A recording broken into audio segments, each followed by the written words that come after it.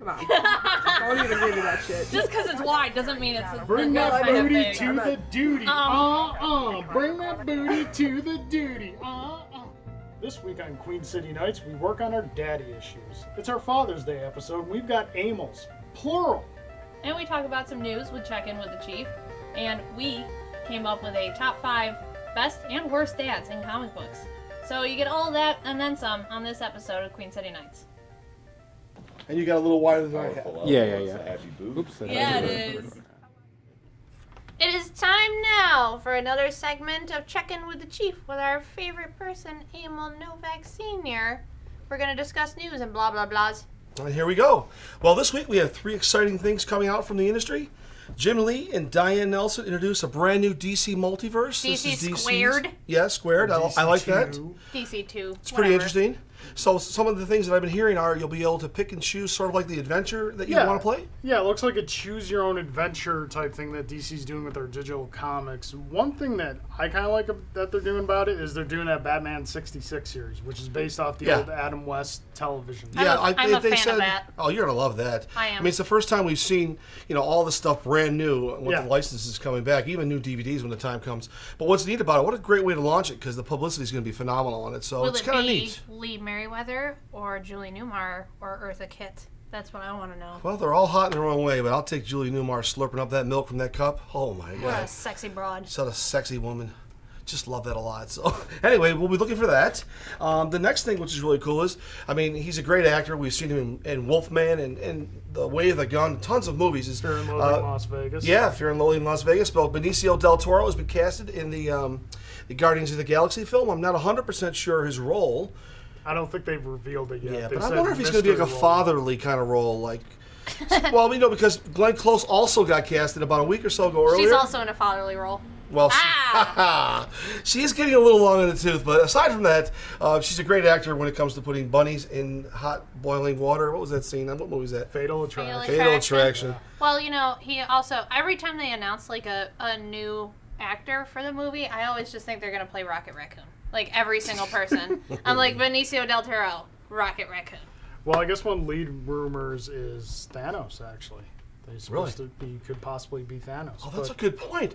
Yeah, that's right, because at the end of the Avengers film, we just see him basically talking to the Shi'ari, and we don't really know what's what. I forgot he needs to be... Scrawly chin. Oh, that's got to be... you got a good point. That's got to be it. Points for duty. All right. Rocket Raccoon, I don't give a shit. All right, well, we'll go with him too. We're going to overtime here. And lastly, we have the Forever Evil event, which is DC's giant bad guys take over Gotham type of thing. I'll just tell you right now that from what I saw, the little snapshot of the cover, it said 23.1 Joker. And I was like, oh, no, DC, don't do it. Don't turn to the dark side. Oh, no. I know. Graham Nolan's Bane is 23.4. I don't know. It's the worst thing ever invented in comics, and they're copying it. Marvel never should have done that shit. That's a bad idea. But interesting thing, on the promo material released for it, you get this big shot of all these villains walking forward. Catwoman is in the shot. Yeah, Catwoman's in every book except for JLA. How can that be? She's in every single book. Somebody told me that it was something about there's 2 of them somebody stole her identity, and then I was like, wow, way to totally puss out DC. If you're gonna kill a character, just pop a cap in her ass. I don't care. Her solo book is awful anyway. She's Catwoman. 9 lives. Well, it's still a bit lame. If you have somebody getting, air conditioning in their skull, you can't return in 2 months later. I like that, air conditioning in the skull. Yeah, exactly. No, I'm excited, though, drippy because... melon hole. Yeah, it's DC's first big crossover event. Yeah, exactly. Since New 52. Yeah. It's villains. We all love villains.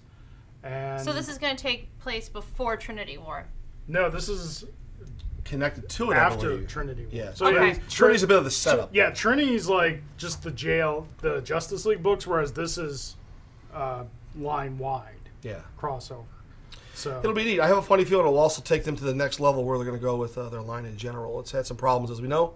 So hopefully this will give them a good fresh shot in the arm and be able to take them into the fall months, into the final quarter. Or it could implode. Yeah. But it is their first big crossover with everything. They're all going to connect. Yep. It'll probably do well the first time around, but we're going to hate it the second time.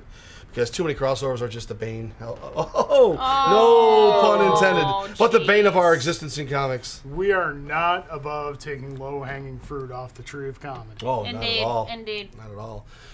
Well, I think that just about covers that. Anything else you guys want to mention? Thanks, Chiefy, for keeping us updated. Oh, did I really? Yes. All right. Well, thank you very much. Yeah. Okay. Ready? Hold on, I gotta... One of the great things about Queen City Bookstore being a locally owned business is that it's also a family business, passed down from father to son and father to son. So in place of our topical conversation that we normally do on the show, because it's our Father's Day episode, we're just going to have a conversation between father and son, between Emil Novak Sr., current owner-operator of Queen City Bookstore, and Emil Novak Jr., who will one day inherit the store. So here's our conversation, and we hope you enjoy. She's behind me, isn't she? You lying. I have a friend named Joe, and he's had a beard. Ah. He's had his beard since he could grow a beard. Hi, everybody. This is Emil Sr. here at Queen City Bookstore. And this gentleman right here happens to be Junior, Emil Jr. And we're about to, as you had heard from Carl, we're going to be celebrating our Father's Day special. And we're going to talk about comics and how Junior got involved and things of that nature. I'll mention some cute little things about my father and things of that nature also. But the funniest story I can remember is when Junior was young, his friends would say, your father owns Queen City Bookstore. And he would go, yeah, what's the big deal, right? Right. And what ended up happening when you told the guys about that, they almost freaked out. Yeah, they were excited about it. Obviously, when you're younger, you don't want to do what your parents do. You know, you're just like, I don't want to know everything my father does. But when they found out that it was a comic store, they loved it. No way, you're kidding me. Queen City Bookstore? I'm like, yeah, of course. What about it? It's not a big deal, you know? I honestly didn't feel the same way when I was younger because I just was at such a young age, at 10 and stuff, Right. and it was like, you know, there was no video games, there was no things like that to be a distraction at the time. Right. It was just either you played out in the dirt, Yeah. you climbed a tree, hopped a fence. Getting back to the comics and stuff, it's great the way, as the years have gone by, in the last couple of years, you've really become really, really special to the store, and you've done a real great job and stuff, and you keep Virginia in line. I try. You try, right? Yeah, It's someone not an has easy to task. do it, right. I know, it's not the easiest Yeah. thing in the world. I'm glad she's not watching. But anyway, Yeah, I really wasn't into comics when I was younger. I was more of a sport guy, and I thought it was a geeky type thing, and now I realize it's like the coolest thing ever, that you own a comic store and you get everything you want, and it's exciting, the movies, everything, and I enjoy it. I love it, and I'm glad that I was raised into this, and I just wish I was more about it when I was younger. Well, you know, but I mean, when your Uncle Jeff left to move down to Virginia, it was kind of just me and Alan and a few of us that were here at the time, and Eric and whatnot. It wasn't the easiest thing in the world to do, but we were able to pull it together. But and you sort of filled the void nicely, and it's a great time to be loving comics a real lot. I mean, between all the stuff we talk about weekly and stuff with the regular host of the show and everything, it's just the thing to do. You know, I mean, I almost wish I was young again, but. For other reasons, but I mean, also for comics too and stuff. But to tell you the truth, I think comics are really better today than they probably ever were. I think anybody's generation of comics that they read, if you're a new kid coming in the store now or last year or next year, that's always going to be your golden age. You're always going to think of that as the greatest comics you ever read. course, right. And because of technology and the talent that's out there today, I do think inherently they're probably the best books ever produced. Sure, I agree. And they're not really into superheroes mostly. It's all, it's a good mixture of non-superheroes too. I think it's important that, Image and Dark Horse don't try to go head up against Marvel and DC. They do a pretty good job. They do an excellent job, actually, at their superheroes. So it's good that we have a lot of alternative stuff out there and stuff. And so I presume when you get older, you want to be running the shop? Yeah, that's the plan. I'm not in a rush right now, obviously, but I got the same name, and it's a family business. My grandfather, so I'm gonna, when I have a son, knock on wood, I'm gonna bring it down, and I'm gonna bring him into this, and it's gonna be fun. And obviously, I want to keep it. So do you have a girlfriend or something I don't know about? No girlfriend right now. All right.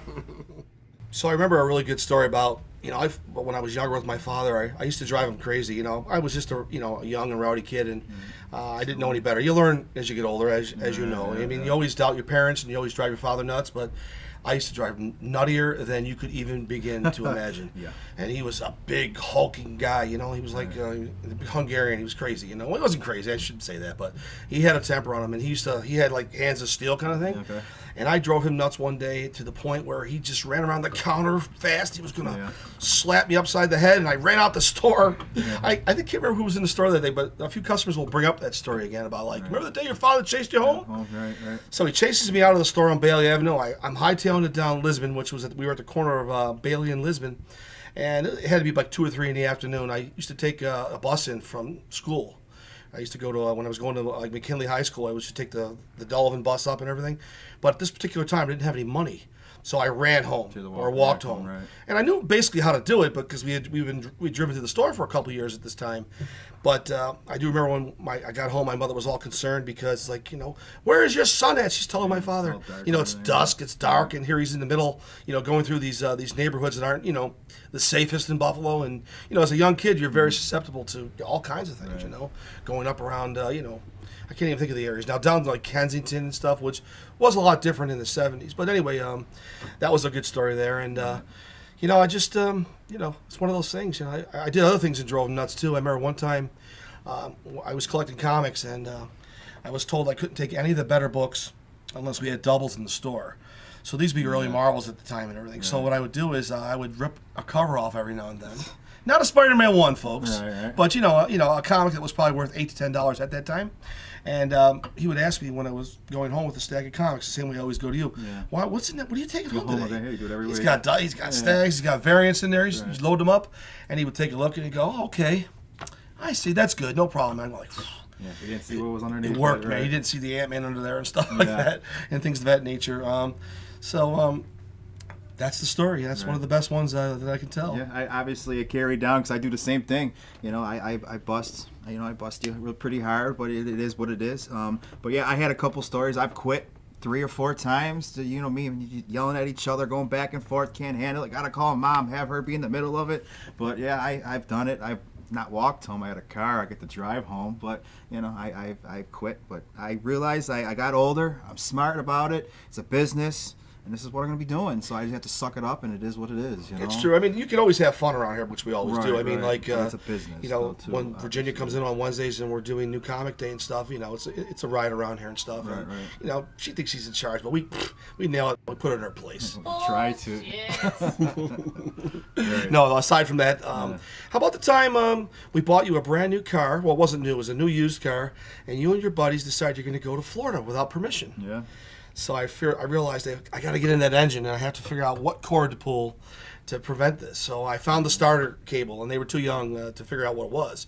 I pulled that son of a bitch out. I didn't take it out. I just disconnected it. Right. They were in there all afternoon figuring out. We were laughing our asses off. No, sorry about that. We were laughing, me and your mom, trying to, to say, like, look, who does he think he's going to go? But the next friggin' morning, the car was gone. Yeah.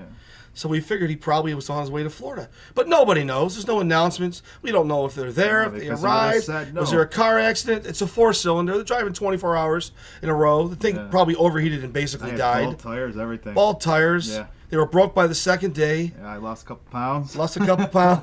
And then we finally found out by one of the other kids that they said, we found out from like Joe or something that the kids got to Florida okay. Right. Really? 4 days later? We were a nervous wreck. Right. It's dangerous. Young kids, 17-year-old kids driving down to Florida.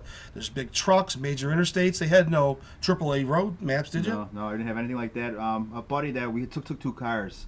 And the buddy was in the first car. He went to AAA. He did have one. He had something, but he's done it before, so he kind of knew what was going on. So I just followed him the way down. What kid is that? I should kick his ass anyway. Now, shut up, right? Yeah, he's in California anyways. But when you went to Florida that time we were talking about, you say there was another car that led the way first. Yeah, we had 2 cars because we had about 6 guys coming in 1 hotel room.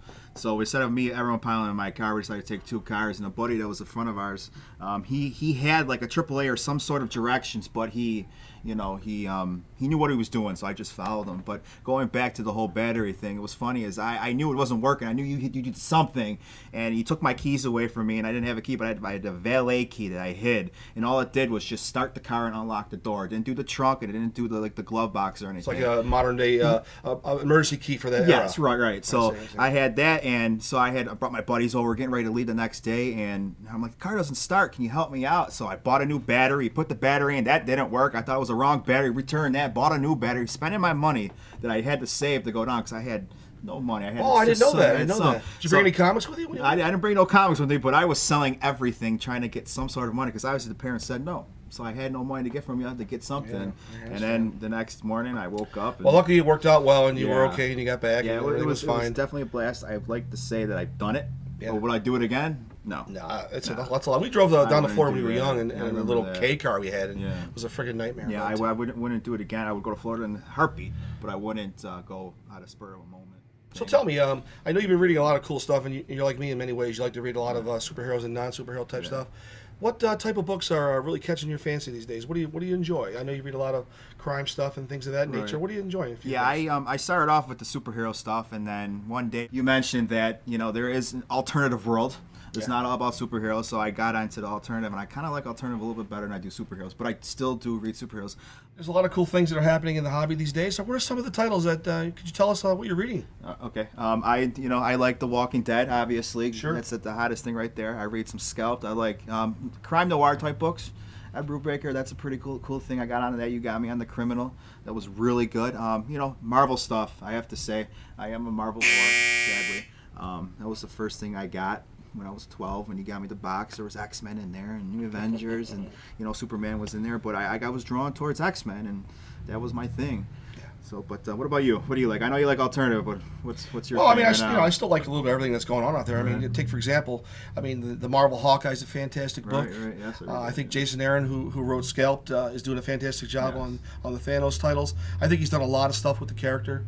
I definitely like a lot of stuff that's over at Dark Horse. I like the whole Mike Mignola universe, and even the stuff done by a good friend of mine, John Arcudi. He writes a lot of stuff for them, and that stuff is refreshing. It really is. And the BPRD is a blast because it's not really about the characters. It's about the humans in the BPRD, and they're very expendable.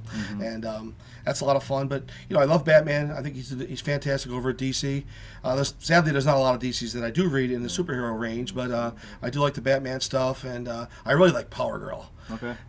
She's pretty exciting. I wonder why you like Power Girl. And I think Image is doing a real great job these days also. They got a boatload of titles. I mean, I love the stuff like The Massive and the Great Pacific. And even Bedlam was pretty good too. And there's even some new titles too, which 10 Grand. There's a bunch of different ones. A lot of people are really moving over there. Like Straczynski's doing a lot of fresh stuff. And even Brian Wood, who's one of my favorite writers these days. He's all over the spectrum, the quality of the stuff that he writes. And there's probably more than that. I mean, I read a lot of stuff that deals with the history of comics. I like to know a lot about the past and the interviews and Tomorrow's publications. They do a great job with the Kirby stuff and the back issue magazine. So I find that to be a lot of fun, and there's never a shortage of stuff to read. You can't read just really isn't, you know what I mean? But I mean, love Saga to death too. It's just a great sci-fi book, sexy. It's done by a girl. I love girl comics that are created by female creators. There's a charm to it that the guys just can't seem. They lose a little sentimentality, and she's perfect for that book. And there's a lot more females reading comics more than ever. As a matter of fact, the new X-Men title, that's all the female characters by Brian Wood. Pretty good. It's a fantastic book, and Copiel doing the art, and I could go on and on, but just to give a little broad spectrum there of what I'm enjoying, definitely, and things of that nature. That's awesome. Well, I'm really looking forward to from this point on with you working and where it's all going to go and that kind of thing. I'll work as long as I can, and I'm not retiring or anything, but with the help you have around here and with Erica's subscription, even though he's still perfect with those, and Virginia's help and Carl's work every second week and things of that nature, and even Mr. Wilson, even though he's a character and a half, he does try, and our good buddy Frank. So we got a great crew of people that really love comics, and it's a real Queen City family. It's a family. I was it going really to is. say that. It really is. Definitely. We're all friends. And all right, dude. Thank you. Definitely doing. No, that one I liked. Yeah, that was a good one. So since you, our faithful watchers, were deprived of Verge and myself in the roundtable discussion, we're throwing a little extra your way this week. Throwing you a bone here. Exactly. Since this is the Father's Day episode, we're doing top 5 best and top 5 worst fathers in comics. So let's start with the worst, Verge. What do you got coming in at number 5? I'd say probably Magneto. He's pretty awful as a father. Yeah, Magneto has 2 children, Quicksilver and Scarlet Witch. I think he has more than that, but Does he? the 2 specific we'll be talking about in this segment would be Pietro and Wanda Maximoff. In the Ultimate Universe, they have a whole incestuous thing. Yeah. But we'll just stick with regular Marvel continuity. Magneto, not the best father in the world. Constantly berating his children. Always doesn't want anything to do with them. Pretty much disowned them when they became Avengers. Sociopath. Yeah, sociopath. Terrorist. Mm-hmm. Yeah. Not the best father figure in the world. But like the hunkiest 80-year-old you've ever seen in your life. That's a fair point. Yeah. Yeah. Uh-huh. So, number 4. Sticking in the Marvel Universe, Norman Osborn. Wow, is the Osborn family dysfunctional. Yeah, I'd like to mention, though, it's number 4, but that doesn't mean he's, the 4th worst. I mean, he potentially is, the worst. Yeah, no particular order here. There's no good intention with him. It's not like, I did this for you. No, it's I did this for me. Again, constantly berating his son, tries to get his son to go into family villain business, which ends up killing him, but as we all know in comics, death is about as fatal as a cold. Just horrible. Slept in one of the more regrettable storylines in Spider-Man. Slept with Gwen Stacy and had kids with her. Yeah, banged it out with clone of Gwen Stacy. And disowned those kids. Yeah. So, Norman Osborn, terrible father. Awful. What do we got next? I think it's number 3 is Reed Richards. Reed Richards. I can hear you all out there right now going, he's a Mr. great Fantastic. Father. What? What are you talking about? Bullcrap. Nope, it's not bullcrap. Those kids are in danger all the time. How many times are they going to blow up the Baxter building? Exactly. And not only that. My kids are asleep 50 yards from the negative zone. That's cool. Yeah. And is there any more neglectful father and husband than Reed Richards? Just takes off. So easily distracted by a science experiment or what's going on in the negative zone. Doesn't pay attention to his kids or his wife. Scientific ADD, if you will. Very neglectful father. Yeah, and Sue's smoking hot, so why on earth would you... I mean, Tony Stark even mentioned it a few times, where he's like, dude, Reed, come on, your wife is smoking hot. Namor's probably hit that, several times, so you need to, pay attention. And your kid's, one of the most powerful kids in the world. You'd think you would make sure he's getting the right guidance and not turning into a crazy villain. Super villain. Exactly. So Reed Richards, terrible father. Awful. Next on the list, probably no surprise here. Some of you might be surprised. Bruce Wayne. Yep, Batman himself is a terrible father. Do you know how many Robins we've gone through? It's a lot of Robins. There's so many Robins. Not only mention the fact there have been multiple Robins, but let's talk about the most recent Robin. His biological son, Damian. His 9-year-old biological son. Kid was 9. Now, granted, kid was trained by League of Assassins. But you're 9! You're 9! I don't care if you're a trained assassin. You're 9. What does Bruce do? Dress him up in the Robin suit. Let him go out. And what happened? He got butchered like a stuck pig on Thanksgiving.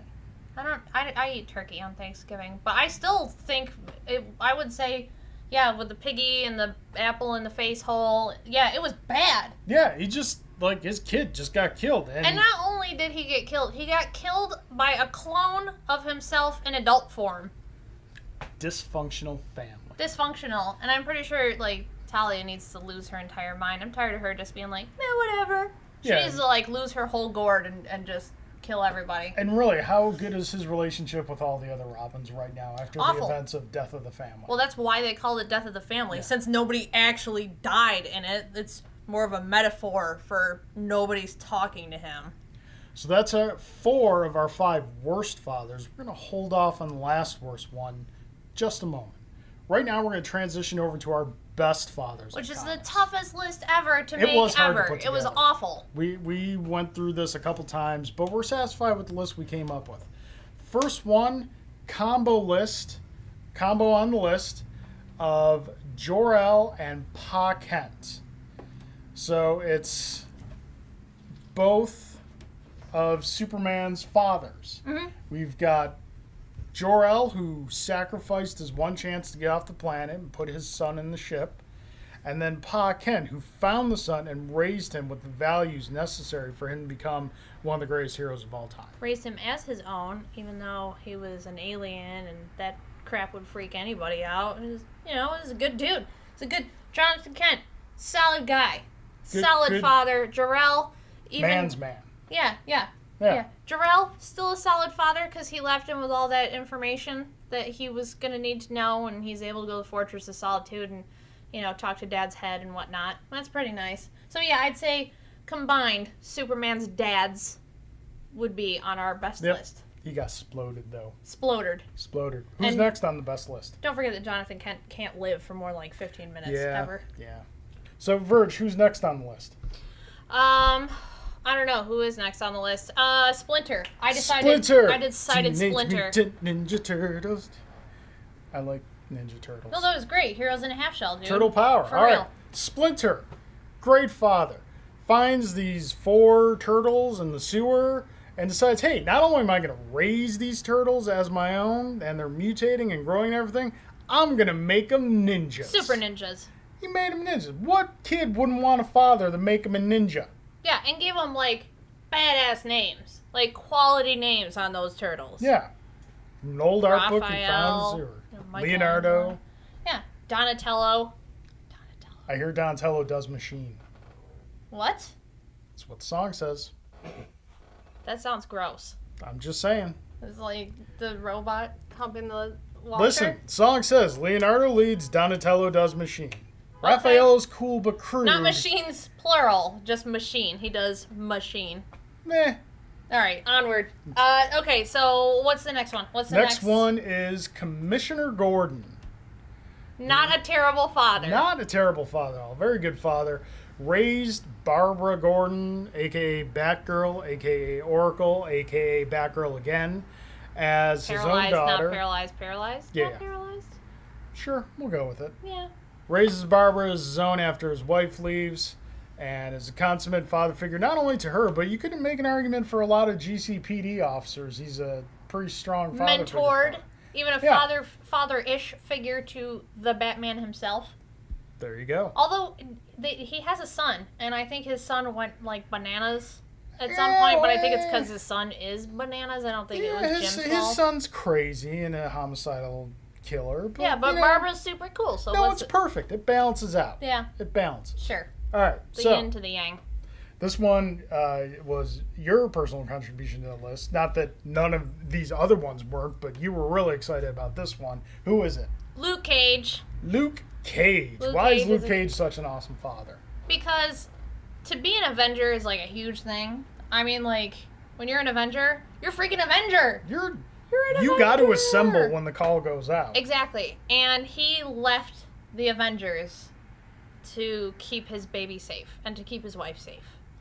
And, like, I can't tell you how many panels there are of Luke just, like, holding this tiny, itty-bitty baby who's, like, still 6 months old, even though it's been, like, 4 years since she was born. Lisa Simpson.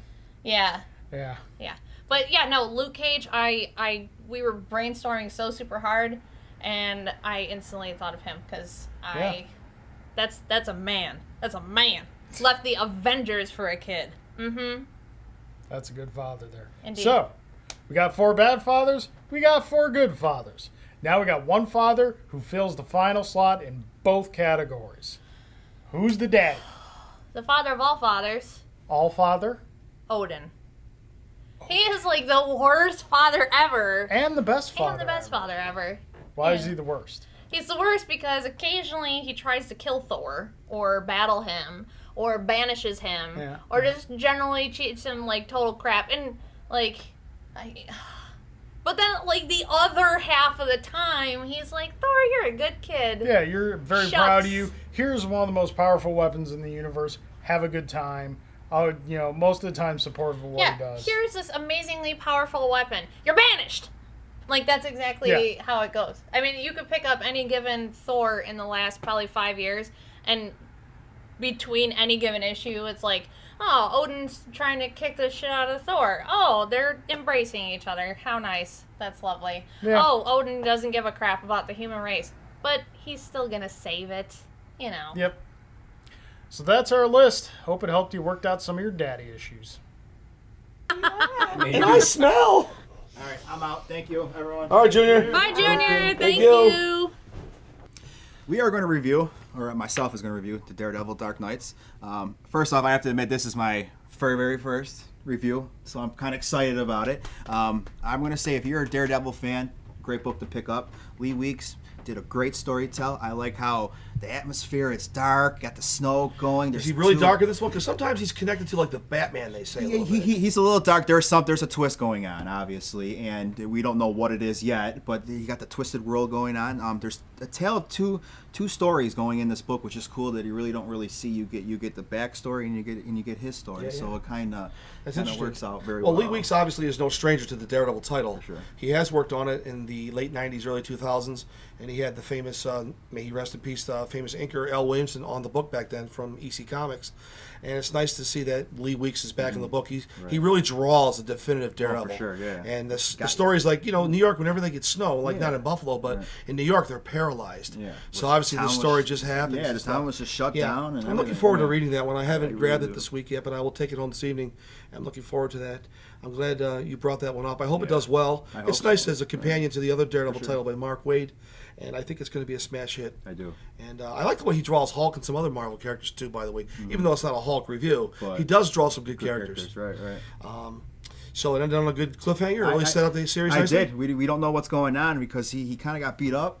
And then he's hearing things, and then the chick that's going on in the other story, she's in a different level. He can hear it. So it's really a bit of a mystery, too. Yeah, there's a lot of stuff going on, but the town's paralyzed, as you said. The snow is there. The snow, it's you can't do anything. So it's like, how is the bad drama going on? But they set it up nicely. So, yes, they really did. I've seen stories where they do that before, where one was a giant flood in the city, and everybody could only get around in boats. Yeah. I don't remember that story. Morgan Freeman, when they were trying to rob a bank or something, and that kind of thing. But anyway, good call. I'm looking forward to that. I hope everybody checks that one out. Sure.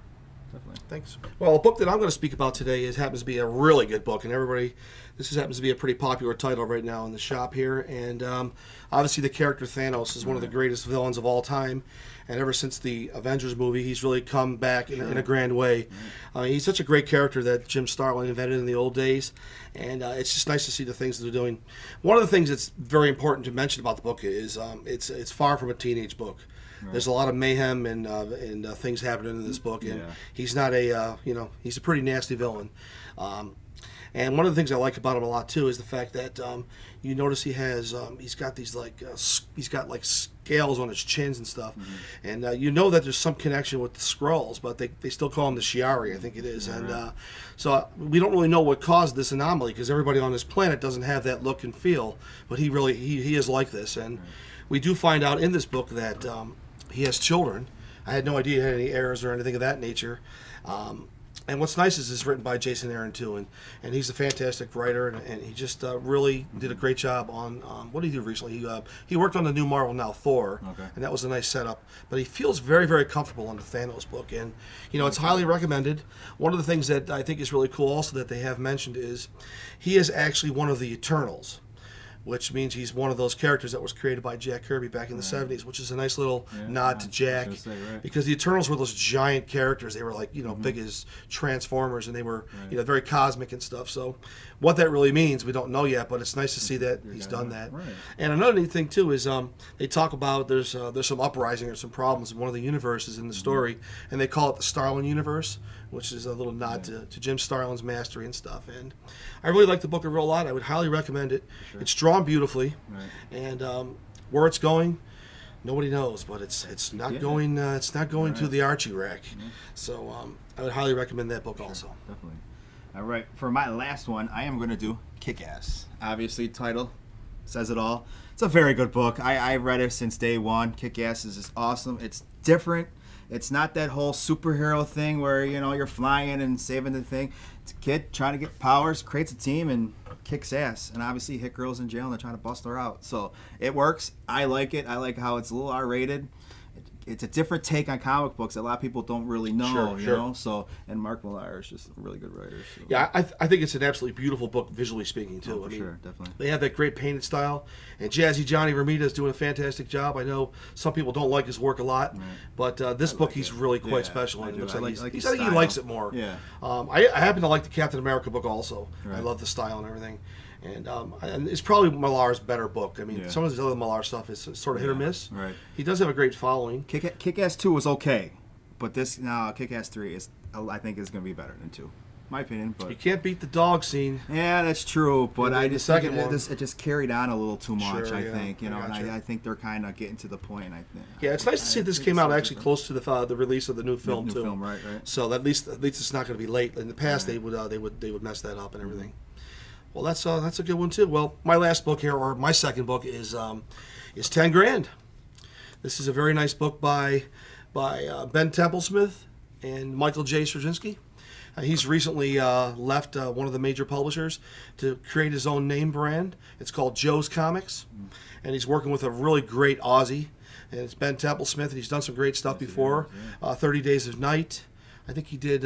He worked on Fell also with Warren Ellis. That was an Image title. This is also related to the Image publishing too. So Joe's Comics is an off-print of that, or I should say, it's an imprint of the Image line, and it's a great comic. It harkens back to the really good days of like Hellblazer, and which is basically John Constantine. And it reminds me of a couple of movies too. It's got a bit of an Angel Heart feel. If you ever saw that movie with Mickey Rourke years ago. I know who Mickey Rourke is, but and obviously The Devil's Advocate. Did you ever see that? Yeah, that was a good movie. It really has that feel. Right. It's a bit grim. Yeah. It's a bit dark. It's funny how both my books are sort of on the edge of being horror comics, but there's nothing wrong with that. They are very, very good. But the neat thing, the really wild thing about this title is the character, because of how the situation erupts with a demonic character. The only way he can see his wife, who has been killed in this story, that he has to die. And then the devil, the character who's evil, whoever he is, allows him to see his wife for 5 more minutes. But it's not enough time to find out what has really transpired and what's happening. And just like a computer window, when it's open too long, well, the bad side can read thoughts. So it's dangerous to have this window open for longer than 5 minutes. Well, it's only 5 minutes. Yeah, it's a great little book. It's got all kinds of crazy things. I mean, a couple of neat things I was going to mention here was there's all kinds of crazy characters. There's gold bullets. There's like weird flesh-eating monsters. And it's artwork, and there's angels, and you name it. It's a dark book. It's not for everybody. Obviously, it's an R-rated book. There's no nudity in it, but it's an absolutely fantastic book and very fresh. And I'm glad to see that he's doing that over at Image Comics. And not for everybody, but highly recommend for people who like a change from your normal thing. I agree. It works. And that's just about do it, I think. Until next time. Well, those things are, What do you? I know. What can you do? They're diabolical. They're what you want when it's cold. Debauchery. Yes. Debauchery. Aw, shit! It's time for another installment of On the Verge. This time, I'm going to talk about brotards, and by brotards, I mean the people who wear comic book merchandise, or different comic book shirts and hats and the sneakers and all that crazy crap, but refuse to buy a comic book, have never picked up a comic book, and when they come in here, they literally walk around in their stupid Captain America t-shirts and don't buy any comic books. I'm all for supporting the industry, Marvel, DC, what have you. I love it. I love video game paraphernalia. I love all of it. It's great, and supporting the companies is wonderful. But what's really great is when you actually know about the character that you're wearing or supporting or whatever it is. And these people legitimately piss me off. I mean, piss me off. I had a girl come in here with her boyfriend who showed me her super awesome Converse Catwoman sneakers. I love them. And I said, hey, are you reading Catwoman? And she's like, oh no, I've never actually read a comic book before. That's the kind of shit that bothers me. It's not good. Don't do it. If you're going to wear comic book stuff, go see the movies and read the comic books. Don't just go see the movies. There's a lot more to these characters than just the movies. Read a goddamn book! And please, curve the brim of your hat, because it's stupid looking. And that was On the Verge. Okay. 15. I'll ruin his sexy, hairy self.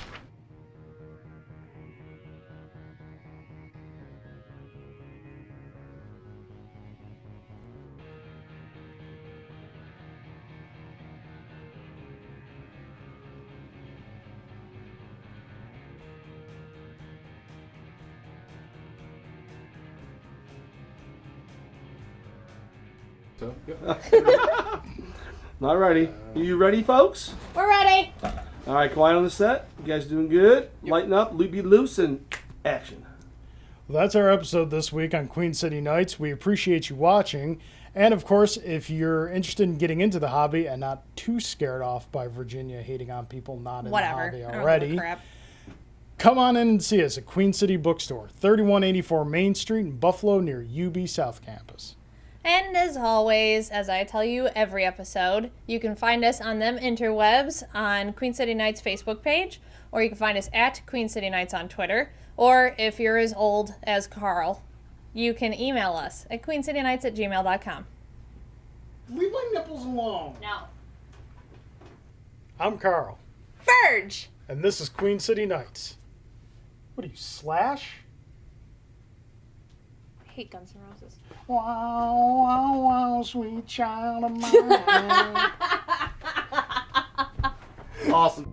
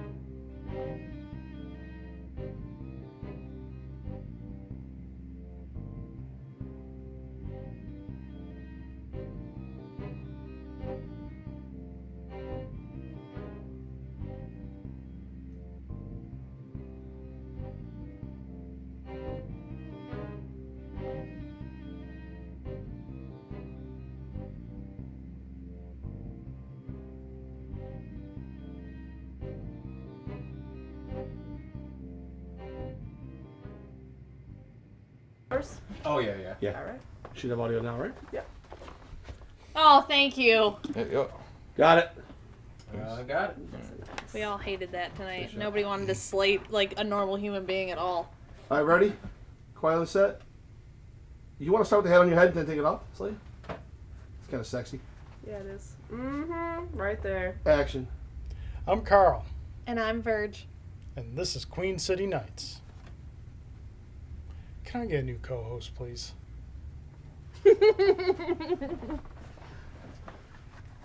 Cut. I don't feel sexy at all right now. You definitely are. It looks pretty. It looks really cool. It does. Slate it! 23. Got it. Got it. Yep. And you can get it off your head in about 3 seconds or at the latest. Ready? Action. I'm Carl. And I'm Verge. And this is Queen City Nights. Yeah, nothing funny happened there. You gonna do something? It's kind of funny.